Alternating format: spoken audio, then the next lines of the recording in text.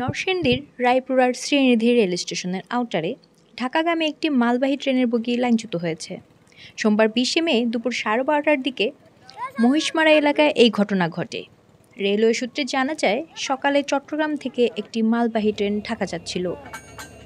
নরসিংদীর রায়পুরার শ্রীনিধি রেল স্টেশনের আউটার মহিষমারা এলাকায় পৌঁছলে দুইটি বগি লাইনচ্যুত হয়। ফলে এই লাইন দিয়ে রেল যোগাযোগ বন্ধ হয়ে গেছে।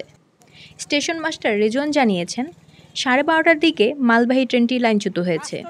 একটি লাইন দিয়ে রেল যোগাযোগ স্বাভাবিক রয়েছে। লাইনচ্যুত হওয়া বগি উদ্ধারের কাজ চলছে। গান্দা স্টেশনের সিগন্যাল মেইনটেনার আমার এরিয়া হচ্ছে দৌলতকান্দি স্টেশন পর্যন্ত। তো আজকে দৌলতকান্দি একটা সমস্যার কারণে আমি দৌলতকান্দি স্টেশনে গেছিলাম। তখন ঠিক 12:30 মেথিগান্দা স্টেশনের কর্তব্যরত স্টেশন মাস্টার আমাকে ইনফর্ম করলো যে আমার শ্রীনিধি এবং মেথিগান্দার মাঝখানে একটি মালগাড়ি লাইনচ্যুত হয়েছে। তো তাৎক্ষণিক আমি ইনফর্ম পেয়ে সাথে সাথে আসলাম।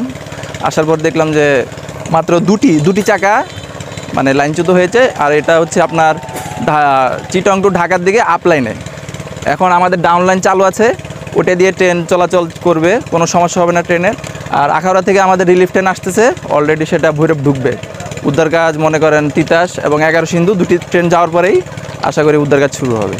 12টার দিকে আপনার বিশাল শব্দ হয়েছে, কি শব্দ শোনার পরে আমরা আসলাম, আইসা দেখলাম যে একটা বগি পড়ে গেছে, কি রেল লাইন ক্রসিং সাইডে দিচ্ছে কি, এটাই আর কি।